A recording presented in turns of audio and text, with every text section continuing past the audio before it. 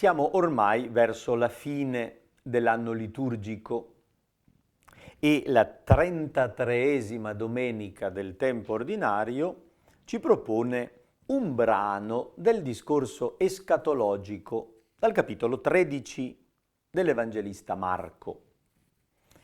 Escatologico vuol dire relativo alla fine, che annuncia il compimento. L'intero capitolo 13 di Marco contiene questo discorso di carattere apocalittico, cioè che rivela il compimento, ma non annuncia semplicemente la fine del mondo. Anzitutto riguarda il compimento dell'opera di Gesù, cioè la sua Pasqua di morte e risurrezione. Poi annuncia la fine di Gerusalemme, la distruzione della città e del Tempio che avverranno circa 40 anni dopo. E in ultima istanza riguarda anche il compimento della storia e del cosmo intero. Ma non viene dato come spiegazione curiosa alle ricerche di particolari sul fine del mondo. Viene data come garanzia di opera di salvezza compiuta dal Cristo. È la promessa che nonostante la tribolazione e i segni catastrofici che potranno esserci, vedranno il Figlio dell'uomo venire sulle nubi con potenza grande e gloria.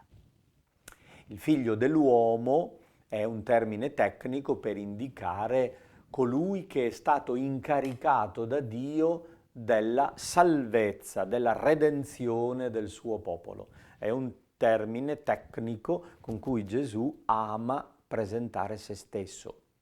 Vedranno il Figlio dell'uomo venire sulle nubi, è un annuncio della Pasqua. I suoi discepoli hanno visto Gesù nella gloria della risurrezione, dopo quella tribolazione che allude alla passione di Gesù. E difatti il momento della morte di Gesù viene accompagnata da segni apocalittici. Il sole si oscurò, ci fu un grande terremoto. Quegli eventi sono segno di un capovolgimento della sorte. È finito un mondo, se ne inaugura uno nuovo. Così il libro di Daniele, da cui è tratta la prima lettura, si mette nella stessa linea di tipo apocalittico per annunciare l'epoca finale quando ci sarà la risurrezione dei morti. Il libro di Daniele è stato scritto nel secondo secolo a.C., durante il periodo della persecuzione dei Maccabei, quando cioè l'imperialismo ellenista stava perseguitando a morte i giudei fedeli che volevano essere osservanti della loro tradizione religiosa. In questo contesto di persecuzione, un saggio racconta delle visioni avute dall'antico personaggio di Daniele, vissuto in esilio a Babilonia.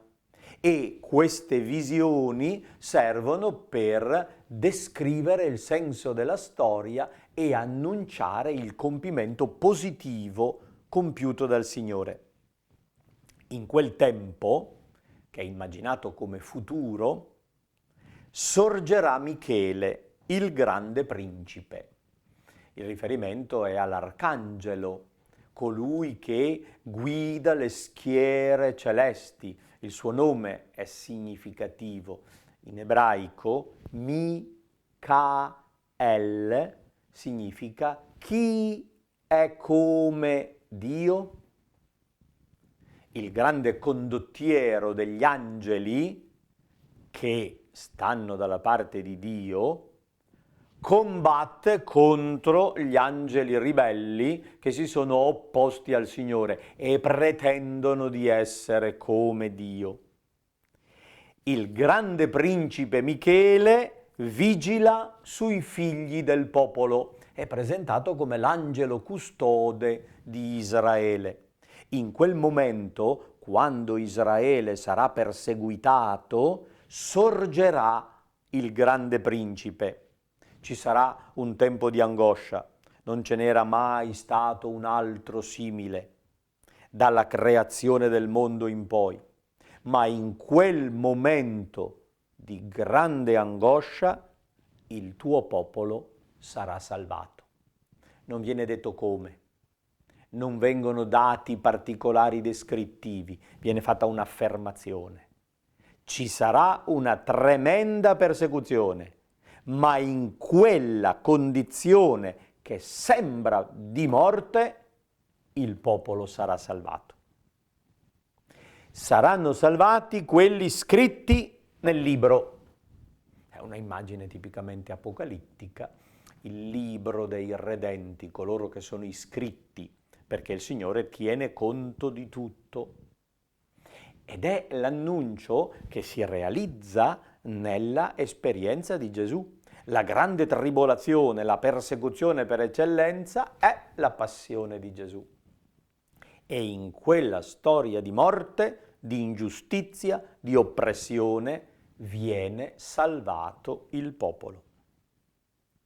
Molti di quelli che dormono nella regione della polvere si risveglieranno.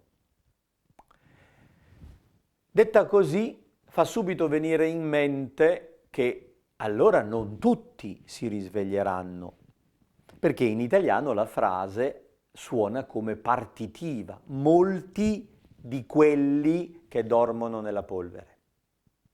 In realtà il testo ebraico dovrebbe essere tradotto con una espressione del tipo la moltitudine dei morti si risveglierà. Vedete? Cambiando la traduzione non c'è più l'obiezione. Se io parlo dei morti come di una quantità immensa, una moltitudine innumerevole, voi non pensate al contrasto con tutti. Invece sentendo molti dei morti risorgeranno, automaticamente pensate, ma allora non tutti. Quindi togliamo l'obiezione che non ha senso. Il testo intende dire la quantità immensa dell'umanità morta che giace nella polvere si risveglierà. Gli uni alla vita eterna e gli altri alla vergogna e all'infamia eterna. Ci sarà la risurrezione e la distinzione. Allora ci sarà la separazione e il giudizio di Dio. I saggi risplenderanno come lo splendore del firmamento. I saggi sono coloro che avranno indotto molti alla giustizia. Sono i Chassidim che si stanno impegnando a costo della loro vita per essere fedeli e per insegnare alle nuove generazioni il rispetto della fedeltà. I saggi splenderanno come le stelle per sempre. Le autentiche stelle sono le persone sagge e fedeli alla loro tradizione religiosa, nonostante le cose vadano male, perché nel momento dell'intervento di Dio sarà Lui a fare il giudizio e a dare la ricompensa. Il Salmo 15 ci propone l'esempio di un chassid, un fedele, un devoto che si rivolge a Dio dicendogli proteggimi perché in te mi rifugio. Sono sicuro che non mi lascerai nella tomba, non permetterai che io, tuo fedele, veda la corruzione. Sono sicuro che mi indicherai il sentiero della vita, un sentiero che porta fuori dal mondo dei morti, e mi condurrai alla tua presenza, dove c'è gioia piena, dove c'è dolcezza senza fine. È una preghiera di Gesù, giusto sofferente, il saggio che ha dato la propria vita per la salvezza del suo popolo. L'ultimo brano della lettera agli Ebrei, proposto in questo periodo, sottolinea il tema della salvezza operata da Cristo, nostro vero sacerdote, che ha offerto se stesso. E il sacrificio esistenziale di Cristo è l'unico valido, uno solo, una volta sola, offerto da Cristo, è sufficiente per il perdono dei peccati. Dopodiché il Cristo si è assiso alla destra di Dio per sempre e aspetta che tutto sia posto sotto i suoi piedi. Con un'unica offerta, Cristo ha reso perfetti per sempre quelli che vengono santificati. Notiamo una differenza importante. Ha reso perfetti in modo definitivo quelli che vengono santificati. C'è un'opera già fatta totalmente da Dio, ma che ha ancora bisogno di essere completata da parte nostra, con la collaborazione dell'umanità. Una volta sola ha offerto il sacrificio ed è sufficiente per sempre. Ha già fatto tutto quello che serve per la nostra salvezza, ma noi siamo in via di santificazione. E per quel che ci riguarda, il cammino nel tempo, accogliendo l'efficacia del sacrificio di Cristo, porta alla nostra santificazione. C'è l'annuncio della fine, la certezza della salvezza, ma anche l'esortazione alla veglia, all'impegno, all'attenzione, alla collaborazione per accogliere la salvezza e renderla efficace qui, adesso, nella nostra vita.